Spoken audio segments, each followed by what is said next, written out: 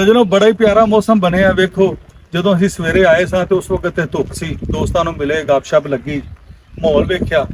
ਹੁਣ ਜਿਹੜੀ ਵੀ ਸਾਡੇ ਚੜ੍ਹਦੇ ਪੰਜਾਬ ਦੀ ਸੰਗਤ ਸੀ ਉਹ ਸਾਰੀ ਵਾਪਸ ਟੁਰ ਗਈ ਹੈ। ਇਸ ਵਕਤ ਪਾਕਿਸਤਾਨੀ ਟਾਈਮ ਤਕਰੀਬਨ ਹੋ ਗਿਆ 3:30 ਦਾ, ਉਹਨਾਂ ਦੇ 4 ਵਜ ਗਏ, ਉਹਨਾਂ ਦਾ ਟਾਈਮ ਪੂਰਾ ਹੋ ਗਿਆ ਤੇ ਬੜਾ ਹੀ ਪਿਆਰਾ ਮੌਸਮ ਬਣਿਆ। ਤੁਸੀਂ ਵੇਖ ਸਕਦੇ ਹੋ ਕਮਾਲ ਦਾ ਨਜ਼ਾਰੇ ਨੇ। ਹਲਕੀ ਹਲਕੀ ਬਾਰਿਸ਼ ਹੋ ਰਹੀ ਹੈ, ਤੁਹਾਡੇ ਸਾਹਮਣੇ ਅਸੀਂ ਭੇਜਦੇ ਹਾਂ ਤੇ ਅੱਜ ਇੱਥੇ ਜੋ ਮਾਹੌਲ ਵੇਖਿਆ, ਸਾਰਾ ਦਿਨ ਦੋਸਤਾਂ ਨੂੰ ਇੱਥੇ ਮਿਲਦੇ, ਜੱਫੀਆਂ ਲਾਉਂਦੇ, ਤਸਵੀਰਾਂ ਖਿੱਚਦੇ, ਉਹ ਗੱਲ ਮੇਰੇ ਇੱਕ ਜ਼ਿਹਨ ਦੇ ਵਿੱਚ ਆ ਗਈ। ਮੈਂ ਕਿਹਾ ਚਲੋ ਹੁਣ ਇੱਥੇ ਖਲੋਤੇ ਆ, ਵੈਸੇ ਪ੍ਰੋਗਰਾਮ ਤਾਂ ਨਹੀਂ ਸੀ ਕੋਈ ਇਸ ਤਰ੍ਹਾਂ ਵੀਡੀਓ ਬਣਾਉਣ ਦਾ।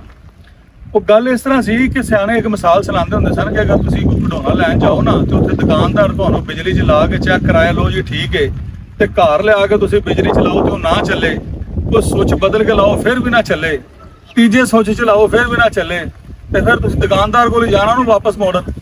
ਦੁਕਾਨਦਾਰ ਕੋਲ ਤੁਸੀਂ ਵਾਪਸ ਮੋੜਨ ਜਾਓ ਤੇ ਦੁਕਾਨਦਾਰ ਫਿਰ ਆਪਣੀ ਸਾਕਟ ਚਲਾਵੇ ਤੇ ਫਿਰ ਖਿਡੌਣਾ ਚੱਲੇ। ਤੇ ਇਹਦਾ ਮਤਲਬ ਕੀ ਹੈ ਕਿ ਤੁਹਾਡੀ ਸਾਕਟਾਂ ਖਰਾਬ ਨੇ, ਖਿਡੌਣਾ ਠੀਕ ਹੈ, ਤੁਹਾਡੇ ਘਰ ਦਾ ਸਿਸਟਮ ਹੀ ਨਹੀਂ ਸਹੀ।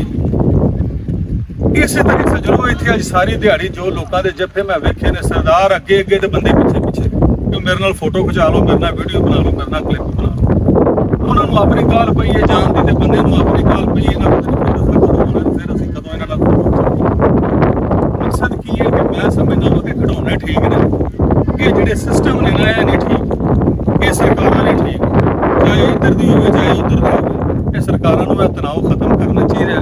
ਜੋ ਪਿਆਰ ਮੁਹੱਬਤ ਸਾਨੂੰ ਇੱਥੇ ਨਜ਼ਰ ਆਉਂਦਾ ਹੈ, ਜੋ ਸਾਨੂੰ ਦੁਬਈ 'ਚ ਨਜ਼ਰ ਆਉਂਦਾ ਹੈ, ਜੋ UK 'ਚ, ਕੈਨੇਡਾ 'ਚ, USA 'ਚ ਨਜ਼ਰ ਆਉਂਦਾ, ਦੂਸਰੇ ਮੁਲਕਾਂ ਦੇ ਵਿੱਚ ਨਜ਼ਰ ਆਉਂਦਾ, ਤੇ ਇਹ ਨਹੀਂ ਸਿਰਫ ਸਾਰਿਆਂ ਦਾ